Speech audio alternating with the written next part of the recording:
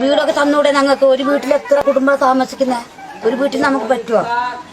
അവനവര് നോക്കി അറിയാൻ കാണി. ഇതിപ്പോ രണ്ട് വീടിന് കട്ട കെട്ടിട്ടില്ലാതെ ഒരു പണി മൂപ്പര് ഇവിടെ വന്ന് ചെയ്തില്ല. ഒരു പഴയ കാലവും ചോദ്യവുമാണിത്. കഴിഞ്ഞ UDF സർക്കാർ കാലത്ത് അടിമുടി അഴിമതിയിൽ മുങ്ങിയ ആദിവാസി ക്ഷേമ പദ്ധതികളുടെ ഇരയായിരുന്നു അക്ഷരാർത്ഥത്തിൽ ബത്തേരി മാനിക്കുനി ആദിവാസി കോളനിയിലെ ഇവർ. പുതിയ സർക്കാരിന് ഇവരെ പോലുള്ള നിരവധി പേരുടെ ആ ചോദ്യത്തിന് മറുപടി നൽകാനായത് ഇങ്ങനെ.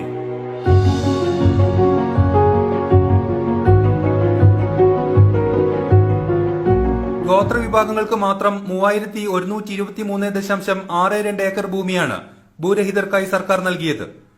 19,051 വീടുകളാണ് പുതിയതായി ആദിവാസി മേഖലകളിൽ നവീകരിച്ചതും പുതുതായി നിർമ്മിച്ചതും. എനിക്കൊരു നല്ലൊരു വീട് കിട്ടി, അതിന്റെ സന്തോഷത്തിലാണ്. ഞമ്മക്ക് വെള്ളവും കിട്ടുന്നുണ്ട് നഗരസഭ വഴി, അതിന്റെ സന്തോഷത്തിലാണ് ഞങ്ങൾ. വനാവകാശ നിയമപ്രകാരം 5,723 പേർക്ക് ഭൂമി നൽകുന്നതിനും സർക്കാരിനായി. ഈ വർഷം തന്നെ ബാക്കിയുള്ളവർക്കും കൂടി വീട് കൊടുക്കുന്നുള്ള ഭൂമി കൊടുക്കാനുള്ള നിലപാടാണ് ഗവൺമെന്റിന്റെ ഭാഗത്തുനിന്ന് ഉള്ളത്. ആദിവാസി ഊരുകളുടെ അടിസ്ഥാന സൗകര്യ വികസനം നടപ്പാക്കുന്നതിനായി അംബേദ്കർ സെറ്റിൽമെന്റ് വികസന പദ്ധതി പ്രകാരം 94 ആദിവാസി കോളനികളിലാണ് ആദ്യഘട്ടത്തിൽ പ്രവർത്തനങ്ങൾ പൂർത്തീകരിക്കുന്നത്. സമ്പൂർണ്ണ വൈദ്യുതീകരണത്തിന്റെ ഭാഗമായി വനാന്തരങ്ങളിലെ ഊരുകളിൽ വരെ വെളിച്ചമെത്തിച്ചതും ഈ സർക്കാരിന്റെ കാലത്താണ്. തൊഴിലുറപ്പ് പദ്ധതിയിൽ ആദിവാസി കുടുംബങ്ങൾക്ക് 200 ദിവസം ജോലി നൽകാനുള്ള തീരുമാനവും കൂലി വൈകാതിരിക്കാൻ കുടുംബശ്രീയുമായി സഹകരിച്ച് പദ്ധതി നടപ്പാക്കിയതും 1 ലക്ഷത്തോളം പേർക്കാണ് സംസ്ഥാനത്ത് സഹായകമായത്. ആദിവാസി മേഖലകളിലെ പഠന നിലവാരം ഉയർത്തുന്നതിനും സർക്കാർ ഇടപെട്ടു. 16,122 പഠനമുറികളും 1000 സാമൂഹ്യ പഠനമുറികളും കോവിഡ് കാലത്തുൾപ്പെടെ നിലവിൽ വന്നു. വിദ്യാർത്ഥികൾക്ക് ഗോത്രഭാഷകളിൽ തന്നെ പഠിക്കാൻ സിലബസ് ഉണ്ടായി. ഇതിനായി പ്രത്യേക ടീച്ചർമാരെ നിയമിച്ചു. നമ്മ ജില്ല